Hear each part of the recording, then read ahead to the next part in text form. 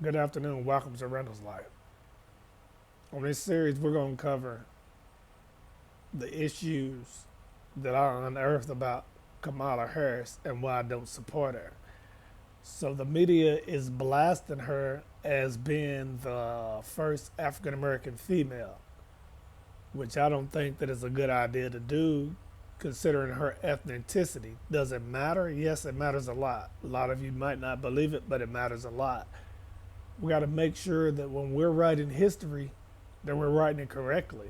We don't want to misconstrue the history and put it in the books as her being an African American, first African American female vice president when she's not even African American. We can't lie to generations and generations to come just because we're in the middle of one of the most important movements of our lifetime, the Black Lives Matter movement, not the corporation.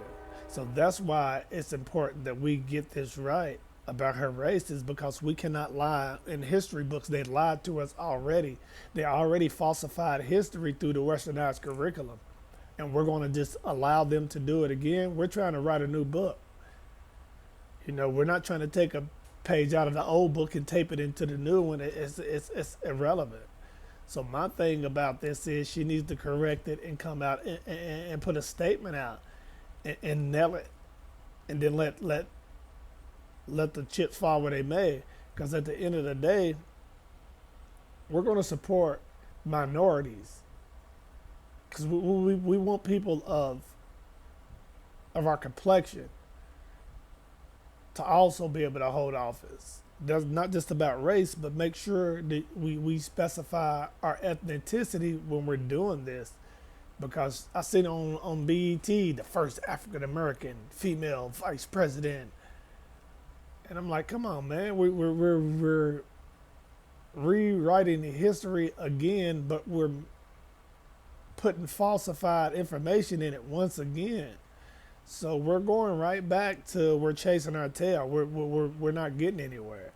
And this seems small, but it won't be to 10 generations, 20, 30 years generations when they're coming back and correcting this, because we misled them based off of we're just eager to get someone of our complexion in the office. So we got to be careful about that.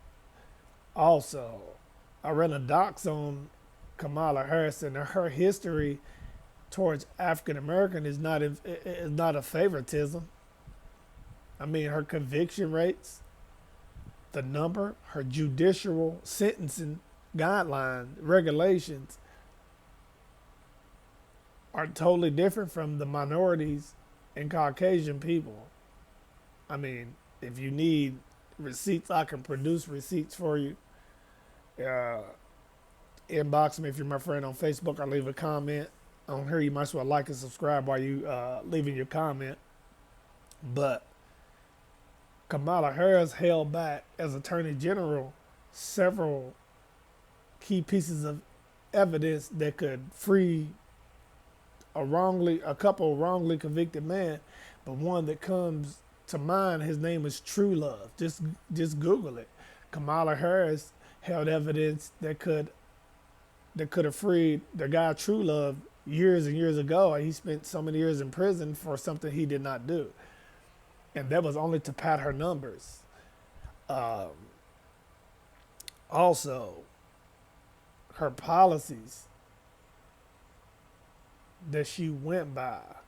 I mean, there's so many things that she was denying African American men in California that was getting out of prison. She was denying the reentry program that will give them a place to stay, like a halfway house that will be able to work their way out of it into an apartment.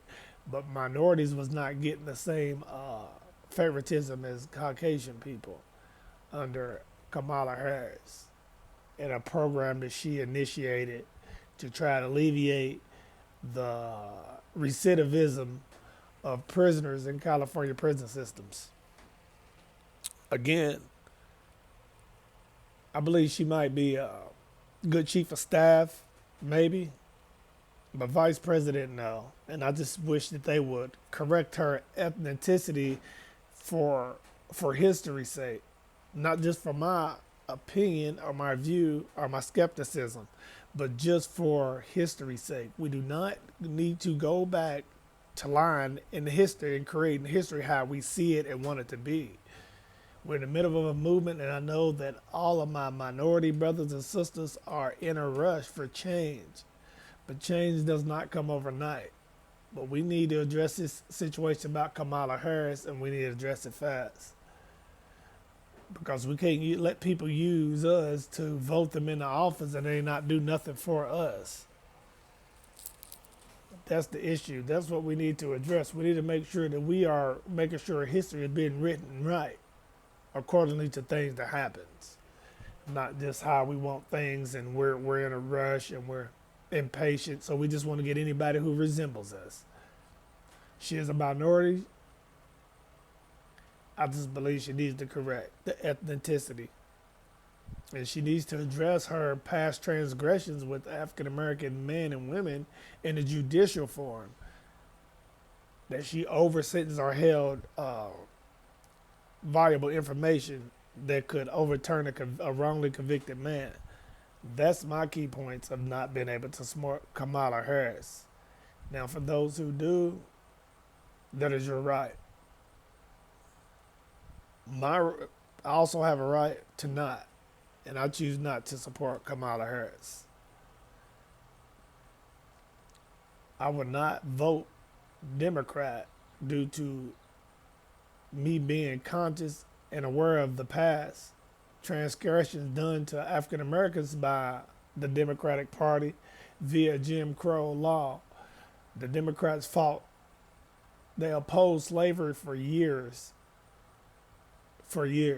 Now to see my minority brothers and sisters vote Democrats really shows me that they're not keen in on history of what's been and what's been done and what's not been done. Look at Baltimore, for example.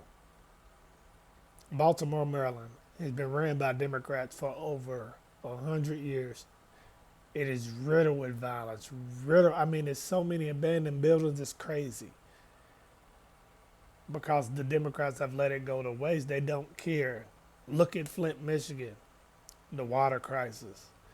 Democratically ran city. Gone to heck. Don't be a sheep. Stand up for yourself. Don't believe what everyone tells you. Everything that people tell you is not always right. Anything that I tell you, and I'm not saying that I'm always right, but anything I'm telling you, I can pull it up to show you, whether it be an official document or if it comes from the word of mouth from the people that I'm speaking with, or I have history to align my facts and findings. So this will be the end of this episode. Tomorrow, I'll come back and touch on the topic of how the U.S. is not even really in debt with China. I just think that the more information is given to people, the more that you research, the more you find out. And a lot of things that we've learned has just been like this. It's been more of routine manipulation than anything. But a lot of things that we're going to cover through these series will touch on topics you'll be able to run a complete docs on it, do your own research in your search engine, and come up with almost the same exact thing I'm coming up with. So I'll see you next time. Like, share, subscribe, comment. Have a nice day.